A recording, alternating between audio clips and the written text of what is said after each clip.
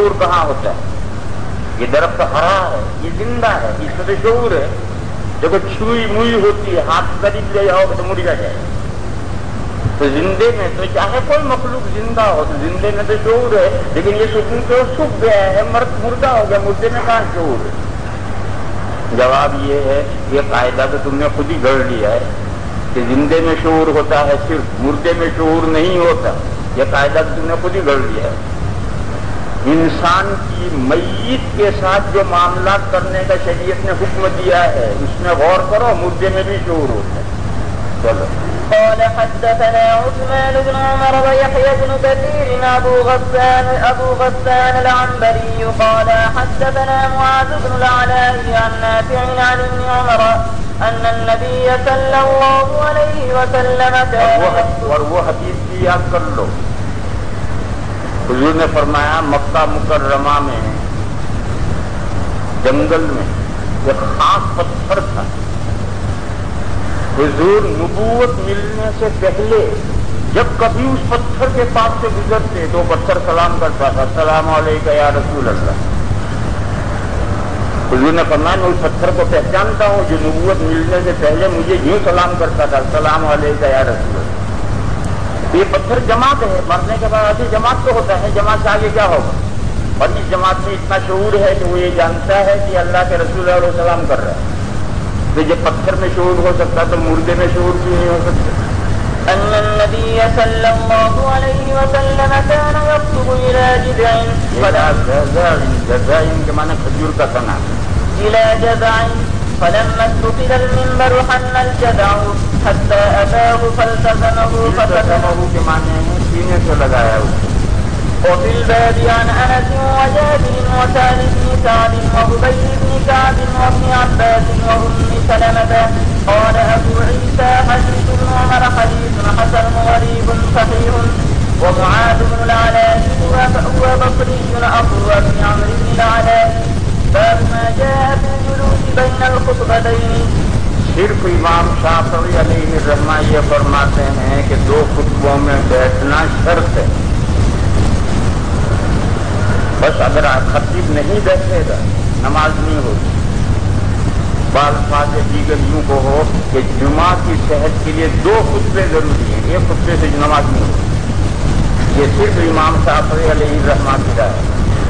بقیہ تمام فقہا یہ کہتے ہیں کہ جمعہ کی صحت کے لیے خطبہ چاہیے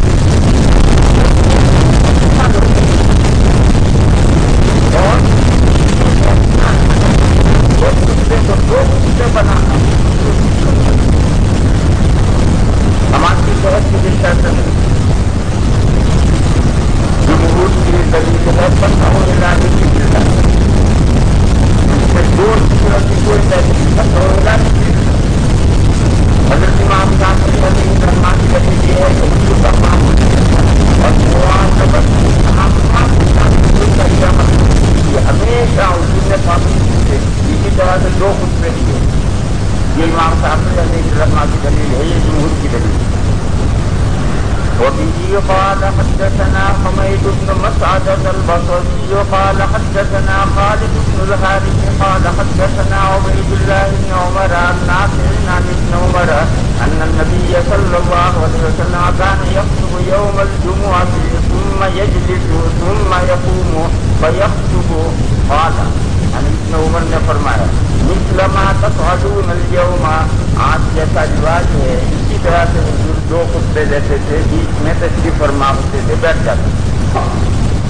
یہ وہ جگہ آئی، یہ فعل ہے، فعلی روایت، اور فعل سے وجوب ثابت نہیں ہوتا، شرطیہ ثابت نہیں ہوتا. فعل کے ساتھ اور قرائن منضمہ تو وجوب ثابت ہو سکتا ہے، لیکن یہاں اور کوئی قرینہ منضمہ نہیں ہے، بلکہ آیت کریمہ اس کے برخلاف دلالت کرتی ہے. اس لیے جمہور کے نزدیک یہ فعل مواظبت تامہ کے ساتھ ہے، پابندی سے حضور نے عمل کیا ہے، لیکن اس سے وجوب اور شرطیہ ثابت نہیں ہو سکتی، لیکن اس کے ساتھ کوئی قرینہ منضمہ نہیں ہے، بلکہ آیت کی دلالت اس کے خلاف.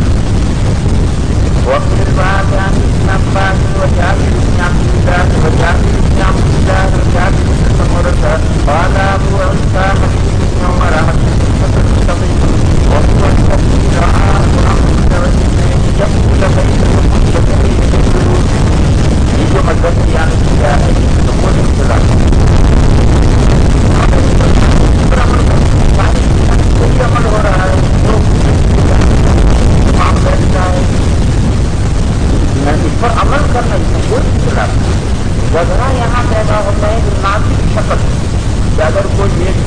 خطبہ دے کر نماز پڑھا دے، عید میں نہ بیٹھے تو نماز وہی ہے، تو جھگڑا نہیں پڑا.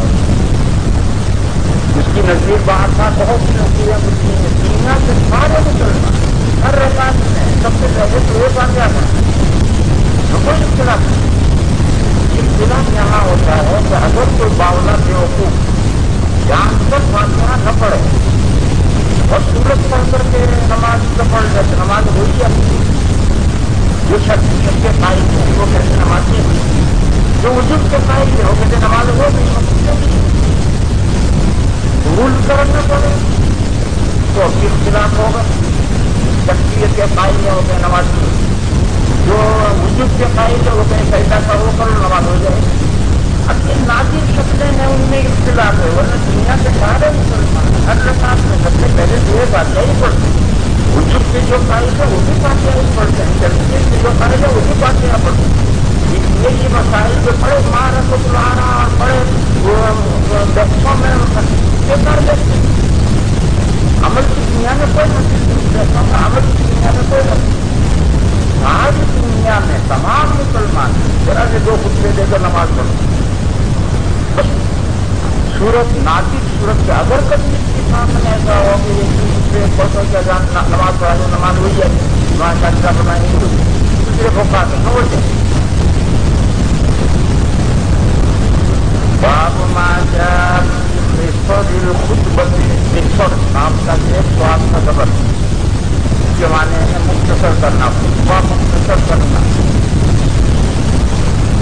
راوی یہ کہتے ہیں کہ حضور اکرم صلی اللہ تعالی علیہ وسلم کی نماز معتدل یعنی جمعہ کی نماز، حضور جو جمعہ کی نماز پڑھاتے تھے تو متوسط معتدل پڑھاتے تھے، اور حضور جو جمعہ کے دن خطبہ دیتے تھے تقریر فرماتے تھے وہ تقریر بھی معتدل ہوتی. لیکن اس سے آگے کچھ سمجھ میں نہیں آیا کہ کتنی ہوتی تھی نماز، کتنی پڑھاتے تھے. یہ دوسری روایتوں سے متعین کیا جائے گا. حضور جو جمعہ میں قرأت کرتے تھے عام طور پر سورہ اعلیٰ اور سورہ غاشیہ یا سورہ جمعہ اور سورہ منافق سے پڑھتے کیا کا اندازہ کرتے کہ نماز حضور کی کتنی لمبی ہوتی تھی. یہی صورتیں عام طور پر حضور پڑھتے. لہٰذا خطبہ اس سے ہلکا ہونا چاہیے، اس سے کم ہونا چاہیے. تو یہ نماز معتدل ہے، یہ خطبہ بھی معتدل ہے. خطبہ اس سے کم ہونا چاہیے یہ کام بتایا. جب اتنی نماز معتدل ہے تو اتنا ہی خطبہ بھی معتدل ہو. خطبہ اس سے کم ہونا چاہیے اس کی دلیل مسلم شریف کی روایت ہے. حضور اکرم صلی اللہ تعالی علیہ وسلم نے فرمایا کہ ان طول صلاۃ الرجل وقصر الخطبہ مئنۃ من فقہ. آدمی جمعہ کی نماز لمبی پڑھا ہے، ان طول صلاۃ الرجل لمبی پڑھا ہے نہ خطبے کی بنسبت امور اضافیہ میں سے آدمی کی نماز کا لمبا ہونا. ان طول صلاۃ الرجل وقصر الخطبہ اور خطبے کا مختصر ہونا یہ نماز کی بنسبت. مئنۃ من فقہ یہ آدمی کے سمجھدار ہونے کی علامت ہے. مئنۃ میم حمزہ نون اور بول کا مئنۃ کے معنی علامت ہے. یہ آدمی کے سمجھدار ہونے کی علامت. جو آدمی سمجھدار ہے وہ تقریر لمبی نہیں کرے گا، تقریر ہلکی کرے گا، اور اس تقریر کے خطبے سے نماز لمبی پڑھے. اور جو اس خوبی سے محروم ہے تو کرتا نہیں جائے گا تقریر. جب تک بار بار گھنٹی نہیں بجاؤ گے بیٹھے گا ہی.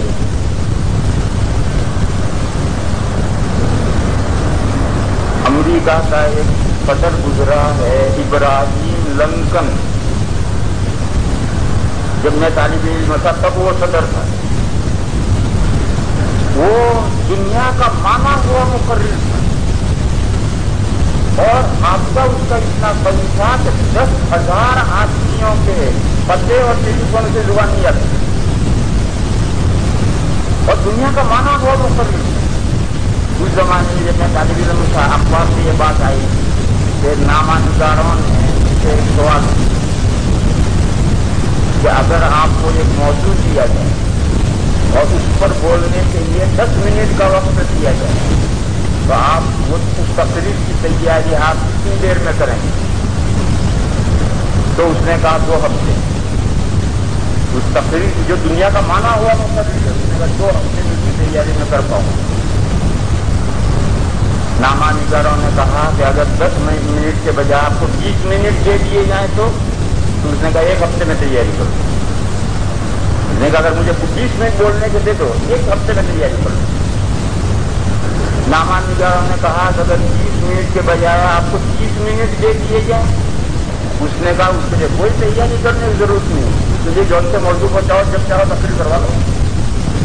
جب مجھے 30 منٹ بولنے کا حق ہے تو میں ہر موضوع 30 منٹ میں سمجھا سکتا ہوں. لیکن آپ کہیں کہ اس موضوع کو 10 منٹ میں سمجھاؤ تو مجھے 2 ہفتے کی تیاری کرنی پڑے گی کہ کیا بات کہنی ہے، ترتیب سے کہنی ہے، کیا انداز اختیار کرنا ہے. معلوم ہوا کہ لمبے وقت میں کسی بات کے کہنے کا کوئی کمال نہیں ہے. کمال ہے یہ. اور یہ تو 10 منٹ کی تقریر حضرت معاویہ رضی اللہ تعالیٰ عنہ کا مشہور قصہ ہے کہ جب وہ بوڑھے ہو گئے اور انہوں نے چاہا کہ یزید کو اپنا خلیفہ بنا دیں اور اپنے سامنے اس کی بیعت کروا دیں تو انہوں نے پوری مملکت کے اکابر کو دعوت، سارے ملک میں سے بڑے بڑے لوگوں کو دعوت دے کر بلایا. مجلس ہوئی، دربار ہو. حضرت نہا کر اچھے کپڑے پہن کر تیل ویل لگا کر کے تشریف لائے کہ لوگوں کو یہ پتا نہ چلے کہ یہ مرنے کو بڈھا ہو رہا ہے. اور ایک آدمی کو پہلے انہوں نے یہ کہہ دیا تھا کہ دیکھو مجلس میں تمہیں اس موضوع پر گفتگو کرنی ہے، ایسا ہو سکتا ہے اور ان کے بعد مقرر نہ کیا گیا تو کتنا ہو پہلے حضرت معاویہ کے درمیان شہید ہوئے اور پھر ایسا ہی امت میں کتنا ہوگا. تو امت کی مصلحت یہ ہے کہ ان کے سامنے ہی خلیفہ مقرر کر دیا جائے اور پھر یزید کا نام پیش کرنا ہے. یہ موضوع بتا دیا کہ تمہیں اس موضوع کو تفصیل کرنی. مجلس ہوئی، وہ مقرر آیا فوجی لباس پہن کر، تقریر کرنے کے لیے فوجی لباس پہن کر آیا اور اس نے آ کر تقریر شروع کی. اس نے کہا ایھا الناس امیر المومنین ھذا، حضرت معاویہ کی طرف اشارہ کیا، وبعضہ ھذا، یزید کی طرف اشارہ کیا. فی الحال تو یہ امیر المومنین ہے مگر ان کے بعد امیر المومنین ہے. وإلا فھذا، سوال نکال کے اس نے کہا وإلا فھذا، یہ کیسے بیٹھ گئے.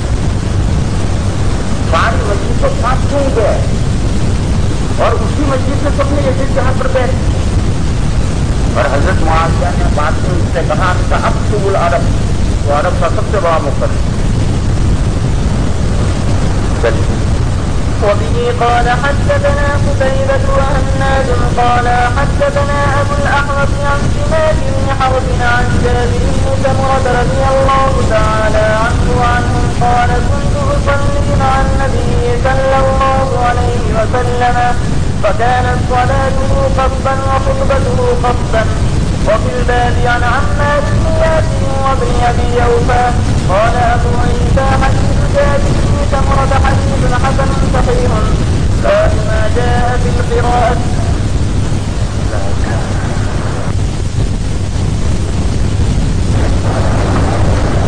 والصلاة والسلام على سيدنا محمد وعلى آله وصحبه لا إله إلا الله سبحان اللہ. یہ طالب علم یہ کہہ رہا ہے کہ احمد محمد شاکر رحمۃ اللہ علیہ کی جو ترمذی شریف ہے کتب خانے میں موجود نہیں، یہ غلط ہے. ان ملازمین کو دینی نہیں ہوگی یا ڈھونڈنی نہیں ہوگی، اس لیے انہوں نے جواب دے دیا. سالوں میرے مطالعے میں میرے پاس رہی، کہاں چلی گئی کیوں نہیں. چلو وہ اس کی صرف 2 جلدیں چھپی ہیں، مکمل ترمذی نہیں چھپی، شروع کی صرف 2 جلدیں چھپی ہیں. اس کے علاوہ کتب خانے میں ایک دوسری کتاب ہے ترمذی شریف، اوپر ترمذی شریف ہے اور نیچے ابن العربی رحمۃ اللہ علیہ کی شرح آل الاحوذی چھپی ہوئی. اس کے اوپر جو ترمذی ہے اس کو میں مصری نسخہ کہتا ہوں، وہ بھی کتب خانے میں ہے، اس میں سے تصحیح کرو کہ ہمیں اتنی زحمت میں ڈالنے کے بجائے آپ ہی تصحیح کر دیں، مجھے تصحیح کرنے کے لیے وہ ساری عبارت لکھ کر لانی پڑے، مجھے کوئی حفظ تھوڑی، اور میں کیوں تمہارے پیچھے دماغ پاتی کروں، مجھے فائدہ تو کوئی نظر نہیں آتا، میں کیوں لکھ کر لاؤں؟ لا الہ الا اللہ، فائدہ کیوں نظر نہیں آتا؟ تمہارے پاس تمہاری اپنی کتابیں نہیں، اس لیے فائدہ نظر نہیں آتا کہ تمہارے پاس تمہاری اپنی کتابیں نہیں ہیں، کیا فائدہ تمہیں لکھوانے میں؟ کہ ہمارے پاس نہ کاپی ہے اس میں لکھ لیں، ارے کاپی تو امام غزالی کی کاپی بھی کتا لے گیا ہے،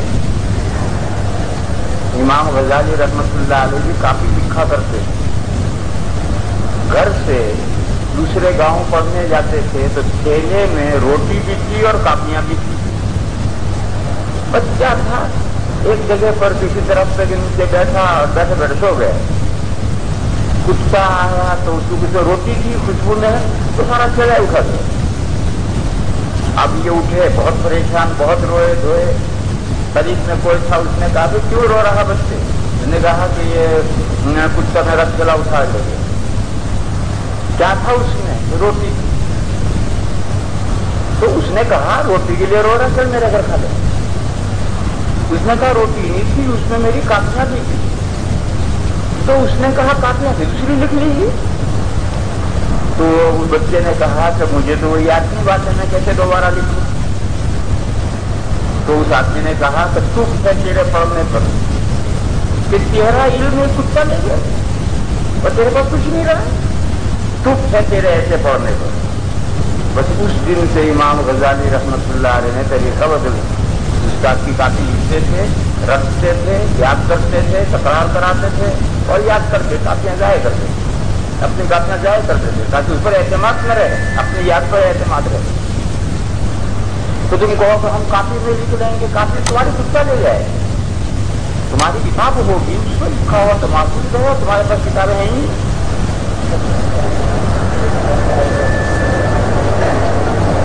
ایک سوال یہ کر رہے ہیں کہ ہم میں سے بعض کے پاس 80% ہوتے تو میں لکھواتا، لیکن بعض 5% ہے، جن بعض کے پاس کتابیں ہیں وہ بعض 5% اور 30% کے پاس دوسروں کی کتابیں وہ تھی تو میں لکھواتا، لیکن تمہارے پاس تو کوئی 5% کے پاس کتابیں ہیں۔ اور سنو، اپنی کتابوں کے بغیر طالب علم اور اپنی کتابوں کے بغیر مولوی ایسا ہے جیسے کسان بغیر ہل بیل، جس کے پاس نہ اپنا ہل ہے نہ بیل ہے، کہ میں کسان ہوں، کیا خاص کسان؟ ہل چاہیے دوسرے کا مانگنے جانا پڑتا، بیل چاہیے دوسرے کا ماننا، جو کدال چاہیے دوسرے کو، پاوڑا چاہیے دوسرے کو، تو کیسا کسان؟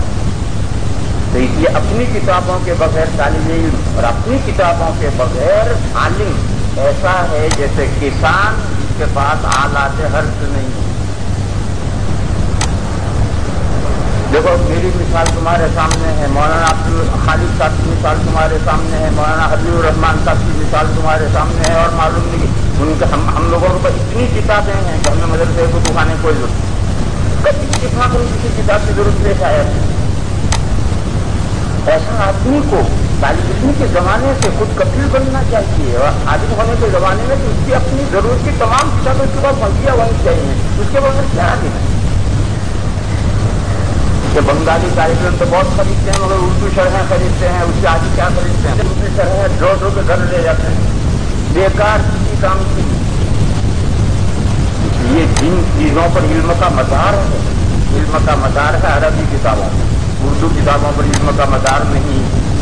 ہاں اردو کتابوں میں بعض کتابیں ایسے حق قدیم جدید نہیں، مظاہر حق قدیم جدید نہیں، ایسی بعض کتابیں بنیادی اہمیت کے حامل ہیں، وہ تو ہونی ضروری ہے۔ باقی اردو کتابوں پر تکیہ کرنا بیکار ہے، زندگی برباد کر، علم نہیں آ سکتا، 100 سال پڑھو گے اس کی طرح کبھی علم نہیں آئے۔ سبحان اللہ، کہہ کے تھک جاتا ہوں مگر کوئی سنتا نہیں اور کوئی مانتا نہیں ہے۔ مت مانو، کر لی جو حاصل علم، دیکھوں گا میں کیسا حاصل کر لیتے۔ سبحان الملک۔ اس باب میں مسئلہ خطبے کا اجزا کیا ہے؟ امام ابو حنیفہ علیہ الرحمہ کی رائے ہے کہ صرف ایک جز ہے، ذکر اللہ، فاسعوا الی ذکر اللہ۔ حضرت امام شافعی علیہ الرحمہ کی رائے ہے کہ خطبے کا اجزا 4 ہیں، اگر وہ چاروں پائے جائیں گے خطبہ صحیح، نماز صحیح، اور اگر وہ چاروں اجزا نہیں پائے گے تو خطبہ صحیح نہیں، خطبہ صحیح نہیں تو نماز بھی صحیح۔ وہ 4 اجزا کیا ہیں؟ حمد، صلاۃ، الوصیۃ بتقوی اللہ، اور آیۃ من القرآن۔ کم از کم قرآن میں کہیں سے ایک آیت خطبے میں پڑھو تو خطبہ درست ہوگا، ورنہ نہیں ہوگا۔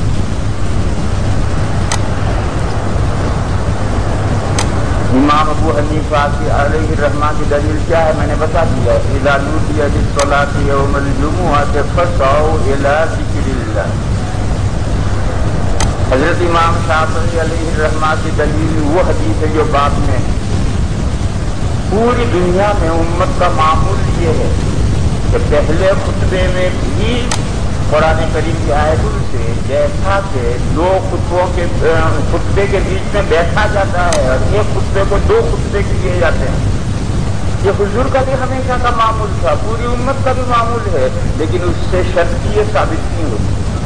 اسی طریقے سے پوری امت کا معمول ہے، حضور کا بھی معمول تھا کہ خطبے میں قرآن کریم پڑھتے تھے، مگر یہ تو صحیح روایت ہے، اس سے شرعیت ثابت نہیں ہوتی۔ اور اب تو ہم نے 2 آیتیں پڑھنا شروع کر دیا ہے۔ حضور اکرم صلی اللہ تعالی علیہ وسلم کا معمول تو سورہ قاف والقرآن المجید، یہ پوری سورت حضور خطبے میں پڑھتے ہیں۔ ایک صحابی کہتے ہیں کہ حضور اتنی کثرت سے خطبے میں یہ سورت پڑھتے تھے کہ میں نے خطبے میں سن کر قاف والقرآن المجید حفظ کر دی۔ وبه قال حدثنا قتيبة قال حدثنا سفيان بن عيينة عن عمرو بن دينار عن عطاء عن صفوان بن يعلى بن أمية عن أبيه قال سمعت رسول الله سمعت النبي صلى الله عليه وسلم يقرأ على المنبر ونادوا يا مالك۔ یہ سورہ زخرف میں ہے 24ویں پارے میں، وہاں سے جو آگے پیچھے کی آیتیں ہیں یہ ملا کر حضور نے پڑھی۔ وفي الباب عن أبي هريرة وجابر بن سمرة قال أبو عيسى حديث يعلى بن أمية حديث حسن غريب صحيح وهو حديث ابن عيينة وقد اختار قوم من أهل العلم أن يقرأ الإمام في الخطبة آيا۔ یہ جمع ہے، آیت عربی میں جمع بنانے کا ایک طریقہ یہ بھی ہے کہ مفرد کے آخر میں جو گول کا ہے وہ نکال دو، جمع بن، تو یہ اسی طرح سے جمع بنی چند آیتیں۔ ان یقرأ الامام فی الخطبۃ آیا من القرآن قال الشافعی واذا خطب الامام فلم یقرأ فی خطبته شیئا من القرآن اعاد الخطبۃ، یعنی خطبہ نہیں ہوا یعنی اب نماز پڑھائے گا، نماز درست نہیں ہوگی۔ باب استقبال الامام اذا خطب۔ اس باب میں جو روایت آ رہی ہے وہ نہایت درجہ ثابت روایت۔ مسئلہ یہ ہے کہ جب امام خطبہ دینا شروع کرے تو لوگ اپنی گود میں سر جھکا کر کے منڈی ڈال کر کے سنیں، یا خطیب کی طرف چہرہ پھیر کر کے اس کی طرف متوجہ ہو کر سنیں۔ موٹا سا مسئلہ ہے، اس کے لیے کسی دلیل کی ضرورت نہیں ہے۔ جب کوئی آدمی خطاب کرے تو ہر آدمی کو اس کی طرف چہرہ پھیر کر اس کی طرف متوجہ ہو کر سننا چاہیے۔ کہ اگر ہم گردن ڈال کر سنیں گے تو بھی تو کام سن رہے ہیں، اور آنکھیں اگر سو گئی تو کان سنتے سنتے آنکھیں سو جاتی، اور جب گردن اٹھا کر کے خطیب کی طرف منہ کر کے دیکھ کر سنے گا تو آنکھوں کے سونے کا امکان کم ہو جائے گا۔ کیونکہ آنکھوں کو اپنے کام میں لگاتی ہے. اور جب وہ گردن جھکا کر آنکھیں بند کر کے آپ سن رہے ہیں دانتیں سو گئی تو کام بھی سو گئی. دوسرا فائدہ مقرر کی طرف دیکھ کر کے بات سنی جائے تو وہ اقرب الی الفہم ہوتی. کیونکہ مقرر جو تقریر کرتا ہے اس میں کئی چیزیں ہوتی ہیں جو کلام کے ساتھ مل کر کے مضمون سمجھاتی ہیں. ایک تو اس کے اشارے ہوتے ہیں، وہ اشارے بات سمجھنے میں مدد دیتے ہیں. اس کے چہرے کا اتار چڑھاؤ، یہ چہرے کا اتار چڑھاؤ جو یہ بھی بات سمجھنے میں مدد دیتا ہے. اور گردن ڈال کے سنا ہے تو کچھ دیکھ تو رہا ہی نہیں، اس کے امام کی مقرر کی حرکتیں تو دیکھ ہی نہیں رہا، تو بات سمجھے گا مگر وہ اتنا نہیں سمجھے گا جتنا متوجہ ہو کر جو سن رہا ہے وہ جتنا سمجھ رہا ہے اتنا نہیں سمجھے. ایک صورت یہ ہے کہ جیسے جلسے میں لوگ مقرر کے قریب اکٹھا ہو جاتے ہیں، ایسا جمعہ کے دن اکٹھا ہو کر کے امام کی طرف متوجہ ہو کر کے سنیں یا صفیں بنا کر بیٹھے اور اپنی صفوں میں بیٹھے ہوئے چہرہ امام کی طرف پھیر کر کے بات سنیں. کچھ لوگوں نے ایسا سمجھا ہے کہ امام کے پاس اکٹھا ہو جائیں جیسے جلسے میں مقرر کے پاس اکٹھا ہو جاتے ہیں. پھر جب یہ انہوں نے سمجھا کہ دوسری حدیث سے تعارض ہو، وہ یہ ہے کہ حضور نے جمعہ کے دن نماز سے پہلے حلقے بنانے سے منع کیا ہے، اور یہ تو حلقہ بنانا ہے. اب وہ حدیث میں تعارض ہو تو کانٹا پکڑا گیا. اصح کون ہے؟ اصح تو وہ ہے یہ تو 4 پیسے کی بھی روایت ہے. اس لیے اس پر جو جرا ہوئی وہ یہ کہ یہ وہ آج ہے اس حدیث، لیکن یہ تعارض غلط فہمی کی بنیاد پر ہے. اس روایت میں صاف یہ صراحت ہے کہ جب حضور تقریر شروع فرماتے تھے تو استقبلناہ بوجوہنا، یہ لوگ صفیں بنا کر بیٹھتے تھے اور چہرہ پھیر کر دیکھتے تھے. لہٰذا اس روایت پر اس روایت میں کوئی تعارض نہیں.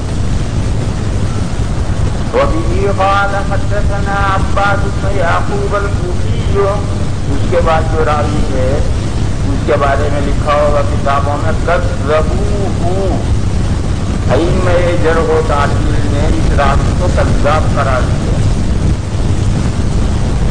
قال حدثنا محمد بن الفضل بن عطية عن منصور عن إبراهيم عن علقمة عن عبد الله بن مسعود قال كان رسول الله صلى الله عليه وسلم إذا استوى على المنبر، استوى على المنبر کے معنی ہے اذان ختم ہوئی، اذان کے ختم ہونے کے بعد مقرر تقریر کے لیے کھڑا ہو. استوى کے بعد قائم کو سیدھا معنی یہ مفہوم، یہ نہیں کہ حضور کو کمرے میں سے نکل کر آ کر بیٹھے اذان ہو رہی ہے ابھی سے سارے متوجہ ہو گئے حضور کی طرف دیکھنے لگے، ابھی سے دیکھنے کی کیا ضرورت ہے؟ کوئی محبت سے دیکھے وہ الگ بات ہے، باقی ابھی سے دیکھنے کی کوئی ضرورت نہیں. جب وہ خطبہ شروع کرے گا تب متوجہ ہو کر سنتا ہے. کان رسول اللہ صلی اللہ علیہ وسلم اذا استوى علی المنبر، ان کے دونوں مطلب نکلتے ہیں. حضور ہی منبر پر تشریف لے آتے تھے، صحابہ حضور کی طرف دیکھنے لگتے ہیں، یہ مطلب بھی نکلتا ہے. الرحمن علی العرش استوى، اور اگر قائمن آپ کو سیدھا مانے تو پھر وہ مطلب نکلتا ہے کہ جب حضور خطبے کے لیے کھڑے ہو جاتے تھے تب ہم متوجہ ہو جاتے تھے. یہ دونوں مطلب اس کے نکلتے ہیں. اذا استوى